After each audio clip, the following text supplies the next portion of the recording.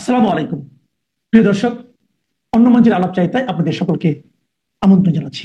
আগামী ফেব্রুয়ারিতে নির্বাচনের ঘোষণা দিয়েছে সরকার, যদিও এখনো নির্বাচনের কোনো আনাগোনা শুরু হয়নি, কিন্তু নির্বাচন কমিশনের শুরু হয়ে গেছে ধাক্কাধাক্কি আর হট্টগোলের ঘটনা। আসন সীমানা পুনর্নির্ধারণের শুনানিতে নির্বাচন কমিশনের ভেতরেই ঘটেছে মারামারি। প্রশ্ন হচ্ছে, ইসির কার্যালয়ে যেখানে নিরাপত্তা নেই সেখানে ভোট কেন্দ্রে নিরাপত্তা দিবে কিভাবে? কিংস পার্টি এনসিপি নেতারা কোমর বেঁধে মাঠে নেমেছে বিএনপির বিরুদ্ধে। দর্শক, বর্তমান সরকারের পক্ষে নির্বাচন করা যে অসম্ভব সেটি প্রতিদিন নতুন করে পরিষ্কার হয়ে উঠছে। আবার কিংস পার্টি এনসিপি পরিষ্কার জানাচ্ছে ফেব্রুয়ারি নির্বাচনে তারা অংশ নেবে না। সরকারের মিত্র জামাতও কৌশলে জানিয়ে দিয়েছে একই অবস্থান। ভোট আয়োজনে প্রশাসনের সহায়তা জরুরি হলেও প্রশাসনের ভিতরেই নেই শৃঙ্খলা। গাজীপুরের পুলিশ কমিশনারের হালচাল আর বক্তব্য থেকে দেশে কোনো সরকার আছে বলেই বোঝার উপায় নেই। সব মিলিয়ে লেজে গোবরে অবস্থায় থাকা অন্তর্বর্তী সরকারের অধীনে নির্বাচনের সম্ভাবনা পরিণত হচ্ছে মাকাল ফলে। প্রশ্ন হলো, কি করে কাটবে এই অচলাবস্থা? নির্বাচনের স্বপ্নে বিভোর, বিএনপির কণ্ঠেও শোনা যাচ্ছে হতাশা। এমন অবস্থার শুরু হওয়া কিভাবে হবে সেটি হয়ে উঠেছে সবচেয়ে বড় প্রশ্ন। বিস্তারিত জানতে চলুন যাওয়া যাক বিশ্লেষণে। ত্রয়োদশ জাতীয় সংসদ নির্বাচন সামনে রেখে সংসদীয় আসনের সীমানা পুনর্নির্ধারণের উদ্যোগ নিয়েছে নির্বাচন কমিশন। তবে এ নিয়ে জমা হওয়া আপত্তি শুনানিতে বেঁধে গেছে গন্ডগোল। ব্রাহ্মণবাড়িয়ার দুটি আসনের সীমানা জটিলতা নিয়ে শুনানিতে প্রধান নির্বাচন কমিশনের সামনেই ধাক্কাধাক্কি, হাতাহাতি, কিল ঘুষির ঘটনা ঘটে। আগারগাঁও নির্বাচন কমিশনে 24শে আগস্ট এই ঘটনার জন্য দুই পক্ষই দায়ী করছে পরস্পরকে। একটি পক্ষে নেতৃত্ব দেন কিংস পার্টির যুগ্ম মুখ্য সংগঠক মোহাম্মদ আতাউল্লাহ। তার অভিযোগ, বিএনপির সাবেক এমপি রুমিন ফারহানা তার সমর্থকদের দিয়ে হামলা করেন। ফ্লোরে ফেলে ফুটবলের মতো তাকে লাথিপেটা করা হয় বলে অভিযোগ তোলেন আতাউল্লাহ। ভিডিওতে দেখা গেছে রুমিন ফারহানা স্টেজের সামনে দাঁড়িয়ে আছেন, পেছনে আতাউল্লাহ নিচে পড়ে আছেন। তাকে কয়েকজন লাথি, কিল, ঘুষি দিচ্ছেন। নিজেকে জুলাই যোদ্ধা পরিচয় দিয়ে ঘটনার মর্মস্পর্শী বিবরণ দেন এনসিপির এই নেতা। তবে আতাউল্লাহর বিরুদ্ধে গুন্ডামির পাল্টা অভিযোগ করেছেন রুমিন ফারহানা। তার দাবি, আতাউল্লাহ পরিচিত মুখ নন, তিনি এনসিপি থেকে এসেছেন না জামাত থেকে এসেছেন সেটি তিনি জানেন না। প্রথমে রুমিন ফারহানাকে ধাক্কা দেওয়া হয়, তারপর তার লোকজন পাল্টা জবাব দিয়েছে। আতাউল্লাহ ব্রাহ্মণবাড়িয়া 3 আসনের সম্ভাব্য প্রার্থী। বিএনপি নেতা খালেদ হোসেন মাহবুব শ্যামলের পক্ষে ইসি ভবনে যান বলেও অভিযোগ করেছেন রুমিন ফারহানা। বলেন, আওয়ামী লীগের 15 বছর শাসনামলেও যা ঘটেনি ইসি ভবনে এবার তার সঙ্গে সেটাই ঘটেছে। যে বিএনপি নেতাকর্মীদের অধিকারের দাবিতে তিনি সোচ্চার ছিলেন তারাই তাকে ধাক্কা দিয়েছে। নির্বাচনের 6 মাস আগে এমন ঘটনা ঘটলে ভোটের সময় কি হবে তা নিয়ে উদ্বেগ জানান রুমিন। তার এই বক্তব্য থেকে উঠে এসেছে মাঠের বাস্তব পরিস্থিতির ভয়াবহ ইঙ্গিত। প্রধান নির্বাচন কমিশনার যেখানে নিজ কার্যালয়ে সহিংসতা নিয়ন্ত্রণ করতে পারছেন না, তিনি কিভাবে সারা দেশে নির্বাচনের মাঠ শান্ত রাখবেন তা নিয়ে উঠেছে প্রশ্ন।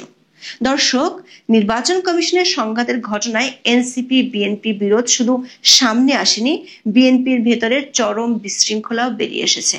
নির্বাচনের সময় যত ঘনিয়ে আসবে এই অবস্থা আরো দেখা যাবে, আর সেটি নিয়ন্ত্রণের কোনো সক্ষমতাই নেই নির্বাচন কমিশন, এমনকি সরকারেরও। ফলে ফেব্রুয়ারিতে নির্বাচন পরিণত হতে যাচ্ছে অধরা এক মরীচিকায়। নির্বাচন কমিশনের ঘটনায় তাৎক্ষণিক হুমকি দিতে দেরি করেননি এনসিপির নেতারা। অতীতে রাজতিয়ায় ডাক দিয়ে মবের সূচনা করার সার্জিস আলম বিএনপিকে দেখিয়ে নেয়ার হুঁশিয়ারি দিয়ে ফেলেছেন। ফেসবুকে তিনি লেখেন, বিএনপি কি আওয়ামী লীগের চরিত্রে ফিরতে চায়? জোর যার মুল্লুক তার বানাতে চাই, এই সুযোগ আর দেয়া হবে না। তবে বিএনপি নেতার পক্ষে এনসিপির আতাউল্লাহ কেন ইসি কার্যালয়ে পেশি শক্তি দেখাতে গেলেন সে ব্যাখ্যা দেননি সার্জিস। কিংস পার্টির অবশ্য ব্যাখ্যা দেওয়ার কোনো প্রয়োজনও পড়ে না। জন্মের পর থেকে এই দলের নেতারা একের পর এক বিতর্কের জন্ম দিয়েও আছেন ধরাছোঁয়ার বাইরে। এমনকি নারী নিপীড়নের মতো ভয়াবহ অভিযোগও তারা পাত্তাই দেয়নি। লোক দেখানোর শোকজ নোটিশের মাধ্যমে দায় সারছে দলটি। এরই মধ্যে আরেক নেতা হাসনাত আব্দুল্লাহ রুমিন ফারহানা ও নির্বাচন কমিশনের চরিত্র হনন করতে দেরি করেননি। তার মতে, বিএনপি সহ আন্তর্জাতিক বিষয়ক সম্পাদক রুমিন ফারহানা হলেন বিএনপির আওয়ামী লীগ বিষয়ক অন্যতম সম্পাদক। তিনি অভিযোগ করেন আগামী নির্বাচনে বিএনপি কিভাবে ভোট কেন্দ্র দখল করবে তার একটি টেস্ট ম্যাচ হয়ে গেল শুনানিতে এনসিপি নেতা কর্মীদের উপর হামলার মধ্য দিয়ে। নির্বাচন কমিশনের ভূমিকা নিয়েও প্রশ্ন রয়েছে জানিয়ে হাসনাত আব্দুল্লাহ বলেন, আজকে ন্যাক্কারজনক ঘটনায় প্রমাণ করছে আগামী নির্বাচনে বিএনপি ও তাদের সন্ত্রাসীরা কি ভূমিকা রাখবে আর পুলিশ কেমন নীরব দর্শকের ভূমিকা পালন করবে। দর্শক, 5 আগস্ট জুলাই ঘোষণাপত্র দেওয়ার পর থেকে জাতীয় নির্বাচনে অংশ না নেওয়ার ইঙ্গিত দিতে শুরু করেন এনসিপির নেতারা। বিশেষ করে দলের 5 শীর্ষ নেতা কক্সবাজার থেকে ঘুরে আসার পর অনেকটা খোলামেলা ভাবে তুলে ধরেছেন নির্বাচন নিয়ে অনীহার কথা। জাতীয় নির্বাচন ভণ্ডুল করতে সামনে আনা হয়েছে নতুন সংবিধানের জন্য গণভোটের দাবি। সবশেষ এক অনুষ্ঠানে এনসিপির আহ্বায়ক নাহিদ ইসলাম স্পষ্ট জানিয়ে দেন, নতুন সংবিধান ছাড়া নির্বাচন হলে তাতে তারা অংশ নেবে না। এর আগেও এনসিপির সদস্য সচিব আক্তার হোসেন সহ শীর্ষ অনেক নেতার কণ্ঠে একই ধরনের বক্তব্য শোনা গেছে। মালয়েশিয়াতে বসে নাহিদ ইসলাম তো বলেই দিয়েছেন নির্বাচন সম্ভবত ফেব্রুয়ারিতে হচ্ছে না। প্রশ্ন হলো, নির্বাচন ঠেকানোর ওয়ার্ম আপ হিসেবে কি 24 আগস্ট ব্রাহ্মণবাড়িয়ার বিএনপি নেতার পক্ষে ইসি কার্যালয়কে পেশি শক্তি দেখাতে চেয়েছিলেন এনসিপির আতাউল্লাহ? ঘটনার পর তার পক্ষে সার্জিস ও হাসনাতের তড়িৎ পোস্ট কি এই পরিকল্পনারই অংশ? আবার কিংস পার্টির এমন অবস্থানের পেছনে সরকারেরও তো মদত রয়েছে। একদিকে ডক্টর ইউনূস ফেব্রুয়ারিতে নির্বাচনের ঘোষণা দিচ্ছেন, অন্যদিকে তার নিয়োগকর্তারা মার দাপাচ্ছেন নির্বাচন প্রতিহত করার হুমকি দিয়ে। এটি কি সেই বহুল আলোচিত মেটিকুলাস ডিজাইনের আরেকটি অংশ? দর্শক, একটি মোটামুটি গ্রহণযোগ্য নির্বাচন করতে হলেও প্রশাসনের সম্মিলিত সহযোগিতা থাকা দরকার। তবে অন্তর্বর্তী সরকার সময় সবকিছুই চলছে ফ্রি স্টাইলে। কোনো কোনো ক্ষেত্রে দেশে আদৌ কোনো সরকার আছে কি না তা নিয়ে প্রশ্ন উঠেছে। বাস বিচার ছাড়া দক্ষ কর্মকর্তাদের চাকরিচ্যুত করা, ইচ্ছে মতো নিয়োগের ফলে ভেঙে পড়েছে গোটা প্রশাসনের শৃঙ্খলা। নির্বাচনের জন্য পুলিশের ভূমিকা অত্যন্ত গুরুত্বপূর্ণ হলেও 1 বছরও তৈরি হয়নি চেইন অফ কমান্ড। এমনকি নতুন নিয়োগ পাওয়া কোনো কোনো কর্মকর্তার বক্তব্য তৈরি করছে হাস্যরস। অনেকের কথায় মনে হচ্ছে তারা সরকারের চেয়েও বেশি ক্ষমতাধর। তাদের স্বেচ্ছাচারে গোটা পুলিশ বাহিনীতে আরো বেশি স্থবিরতা নেমে এসেছে। দৈনিক প্রথম আলোতে 24 আগস্ট গাজীপুরের পুলিশ কমিশনারের ভয়াবহ ক্ষমতা চর্চার তথ্য এসেছে। এই কর্মকর্তার বক্তব্যে পরিষ্কার তিনি কারো কাছে দায়বদ্ধ নন, এমনকি স্বরাষ্ট্র উপদেষ্টাকেও গোনায় ধরছেন না। প্রতিবেদনে বলা হয়, জেএমপি কমিশনার মোহাম্মদ নাজমুল করিম খান থাকেন ঢাকায়। অফিস দিবসে প্রতিদিন তিনি রাস্তা বন্ধ করে ঢোকেন গাজীপুরে। তার প্রোটোকলের জন্য উড়াল সড়ক ফাঁকা রাখতে হয়। এই সময় যাত্রী, চাকরিজীবী, শিক্ষার্থী সবার যাতায়াত থমকে থাকে। বিষয়টি নিয়ে মন্তব্য জানতে চেয়ে উল্টো ধমক খেয়েছে প্রথম আলো। জেএমপি কমিশনার দেখিয়ে দিয়েছেন হাইকোর্ট। পাল্টা প্রশ্ন তুলেন সরকারের উপদেষ্টাদের প্রোটোকল নিয়ে। বলেন, সিম্পল কথা, আমি শুধু গাজীপুরে গেলে ডিস্টার্ব হয়? সচিব ও উপদেষ্টা মহোদয়রা ঢাকায় যে প্রোটেকশন নিয়ে ঘোরাঘুরি করেন তাতে ডিস্টার্ব হয় না? আমার তো গাজীপুরে বাসা নেই। কমিশনারের তো একটা বাংলো থাকার কথা ছিল, তাই না? বাংলো বানাইয়া দিতে বললেন, আমি ওখানে ফ্যামিলি নিয়ে চলে যাব। একটা বাংলো বানাইয়া দেওয়ার জন্য একটা প্রতিবেদন লেখেন। দর্শক, ডক্টর ইউনূসের আমলে অনেক ধরনের ম্যাজিক আমরা দেখতে পাচ্ছি। গাজীপুরের পুলিশ কমিশনারও দেখাচ্ছেন নজিরবিহীন ম্যাজিক। তার বক্তব্য থেকে পরিষ্কার, সরকারের উপদেষ্টাদের চেয়েও তিনি বেশি ক্ষমতাবান। তিনি যে গাড়িতে চড়ে যাতায়াত করেন সেটি নিয়েও প্রশ্ন উঠেছে। প্রথম আলোর প্রতিবেদনে বলা হয়, নতুন প্রাডো গাড়িটি সরকারি নাকি ব্যক্তিগত সেটা পরিষ্কার নয়। গাড়িতে রেজিস্ট্রেশনের পূর্ণাঙ্গ কোনো নম্বর নেই। এই বিষয়টি পুলিশের অভ্যন্তরীণ এক প্রতিবেদনেও তুলে ধরা হয়েছে। তবে কিংস পার্টির নেতাদের মতো জেএমপি কমিশনারও এসব গায়ে মাখছেন না। এমনকি এই সংক্রান্ত প্রশ্নে স্বরাষ্ট্র উপদেষ্টার দিকেও আঙ্গুল তুলতে ছাড়েননি তিনি। দর্শক, এমন এক পরাবাস্তব সময় বাংলাদেশের 54 বছরের ইতিহাসে আর কখনো আসেনি। বিশ্বের কোথাও কার্যকর সরকারের সময় এসেছে বলেও আমাদের জানা নেই। একজন পুলিশ কর্মকর্তার গাড়ি উৎস জানতে চাইলে তিনি খোদ স্বরাষ্ট্র উপদেষ্টার দিকে অভিযোগের আঙ্গুল তুলেছেন, আবার বহাল তবিয়তেও থাকছেন। এমন ম্যাজিক কেবল ডক্টর ইউনূসের শাসনামলেই দেখা যাচ্ছে। প্রশ্ন হলো, এমন ম্যাজিকের বলে জাতীয় নির্বাচনের মতো বিশাল আয়োজন কি আদৌ করা সম্ভব? বাংলা একটি প্রবচন রয়েছে, ঢাল নেই তলোয়ার নেই নিধিরাম সর্দার। প্রশ্ন হলো, এই সরকার কি তেমন এক সর্দার, নাকি ক্ষমতার মসনদ রাখতেই সরকার নিজের ইচ্ছাই পরিত্যাগ করেছে ঢাল এবং তলোয়ার? এখন সুপ্রিয় দর্শক শ্রোতা, আসসালামু আলাইকুম। বরাবরের মতো আজও আমি প্রত্যাশা করছি আপনারা যেখানে যে অবস্থায় আছেন সে অবস্থায় আপনারা ভালো থাকবেন। আমি জানি আমার প্রত্যাশা সবটা পূরণ হবার মতো নয়। বাংলাদেশে একটা দানবীয় শাসন চলছে, অস্থির বাংলাদেশ। ৩০ লক্ষ শহীদ, ২ লক্ষ মা বোনের সম্ভ্রমের বিনিময়ে অর্জিত বাংলাদেশ আজ অনেকটা সাম্প্রদায়িক রাষ্ট্রে এবং সেই পূর্ব পাকিস্তান স্টাইলে ফিরে যাওয়ার মতো অবস্থা। এর মধ্যে বাংলাদেশে সফরে এসেছে পাকিস্তানের পররাষ্ট্রমন্ত্রী। পাকিস্তানকে, যে পাকিস্তানকে ১৯৭১ সালে আমরা পরাজিত করেছিলাম, নাকে খত দিয়ে এখান থেকে তাদের লেজ গুটিয়ে চলে যেতে হয়েছিল।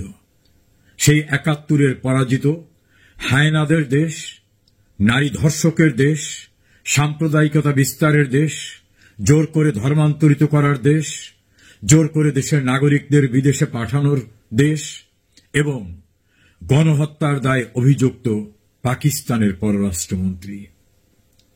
আশাটা খুবই স্বাভাবিক।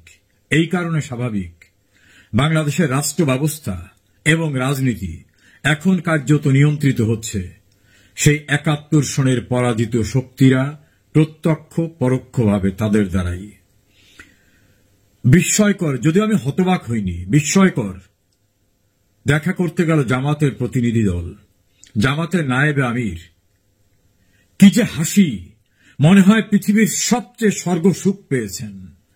পাকিস্তানের পররাষ্ট্রমন্ত্রীর হাত আর ছাড়ছেন না এবং দরজায় ঢুকেই তার সঙ্গে হাত মেলাচ্ছেন এমন ভাবে, এবং তার হাসি যে কি অসাধারণ অকৃত্রিম হাসি, মনে হয় জীবনের সবচেয়ে প্রিয়জন পেয়েছেন।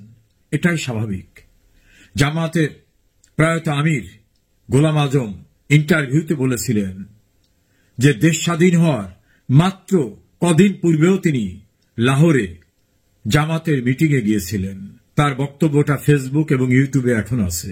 তিনি বলছেন যে তখনও জামাতের হেডকোয়ার্টার লাহোরে ছিল, এখনো লাহোরে, অর্থাৎ যে দলটা তারা বিলং করেন সেই দলটার হেডকোয়ার্টার পশ্চিম পাকিস্তানের লাহোরে। তো সেই জামাত যারা ৭১ সনে শুধু হায়নাদের সমর্থন করেনি, পিনাকি ভট্টাচার্যের ভাষায় তারা সেই সময় সরকারের অংশ ছিল, তাদের ৪ জন মন্ত্রী ছিল, জামাতের ৪ জন মন্ত্রী ছিল পাকিস্তানি সরকারে, অর্থাৎ পাকিস্তান যে সরকার বাংলাদেশের নৃশংসতা বর্বরতা চালিয়েছে সেই সরকারের অংশ ছিল জামাত। সেই জামাত, যে জামাতের আমির অন্তত ৭ বার সৌদি আরবকে অনুরোধ করেছে স্বাধীন সার্বভৌম বাংলাদেশকে যেন স্বীকৃতি না দেয়, সেই জামাত, যে জামাতের আমির গোলাম আজম এবং অন্যান্যরা সারা দুনিয়া ঘুরে বেড়িয়েছিল পাকিস্তান পুনরুদ্ধার কমিটি গঠন করে আবার যাতে পাকিস্তানে ফিরে যাওয়া যায়। এরা তো সেই জামাত যারা এদেশে নৃশংসতা, বর্বরতা, নারকীয় তাণ্ডব চালিয়েছে, নারী ধর্ষণ, গণহত্যা, ঘরবাড়ি পুড়িয়ে দেওয়া সহ যা করেছে সেই জামাত। কাজী তারা খুব খুশি হবেন, এটা স্বাভাবিক। জামাতের আমিরের সঙ্গে দেখা করতে চলে গেছেন। জামাতের আমির, তিনি নাকি অসুস্থ, তিনি খুব স্মার্টলি কথা বলেন।